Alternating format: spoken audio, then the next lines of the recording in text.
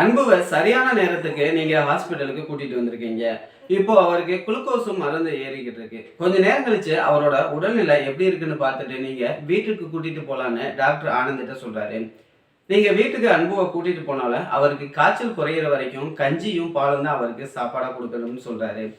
அதே நேரத்துல கையில அடிபட்ட ரகுவ கருணாகரன் அந்த ஹாஸ்பிட்டலுக்கு கூட்டிட்டு வர்றாரு. ரகு போதையில இருக்காருங்கிற விஷயத்த தெரிஞ்ச டாக்டர் அவருக்கு ட்ரீட்மெண்ட் பண்ண மறுக்கிறாரு. கருணாகரன் டாக்டர்கிட்ட கெஞ்சி கூத்தாடி அவருக்கு ட்ரீட்மெண்ட் பண்ண வைக்க சம்மதிக்கிறாரு. வார்டன் அம்மாவும் மகேஷும் ஒரு இடத்துல தனியா பேசிக்கிட்டு இருக்காங்க. அப்போ வார்டன் மனசுக்குள்ள இருக்கிற எல்லா விஷயத்தையுமே மகேஷ்கிட்ட வெளிப்படையா சொல்லிக்கிட்டு இருக்கும்போது மகேஷ் வார்டன் அம்மாட்ட கேட்கிறாரு.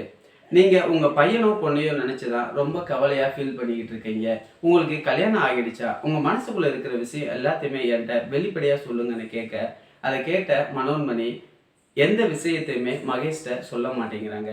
இப்போதைக்கு என் மனசுக்குள்ள இருக்கிற விஷயம் எதுவுமே நீ தெரிஞ்சுக்க வேணாம். சமயம் வரும்போது நான் உனக்கு அந்த விஷயத்தை பத்தி சொல்றேன்னு சொல்றாங்க. உன் வாழ்க்கையில ஏதோ ஒரு சூழ்நிலையில ஆனந்தி குறுக்க வந்தா. ஆனா இப்போ ஆனந்தி கழுத்துல அன்பு தாலி கட்டிட்டான். அவங்க 2 பேரும் ஒரு லைஃப் வாழ முயற்சி பண்றாங்க. இப்போ உன்ன நினைச்சுக்கிட்டு மித்ரா இருக்கா. நீ மித்ராவை கல்யாணம் பண்ணிக்கணும்னு சொல்லிட்டு மகேஷுக்கு அட்வைஸ் பண்றாங்க வாடனம்மா.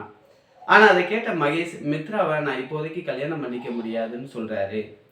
இப்போ நீ சம்மதிக்கலைனாலும் அவ தான் உன் வாழ்க்கையில வரணும்னு வாடனமா சொல்ல, இதை பத்தி நான் யோசிக்கிறேன் அப்படின்னு சொல்லிட்டு மகேஷ் அங்கிருந்து கிளம்பி போறாரு.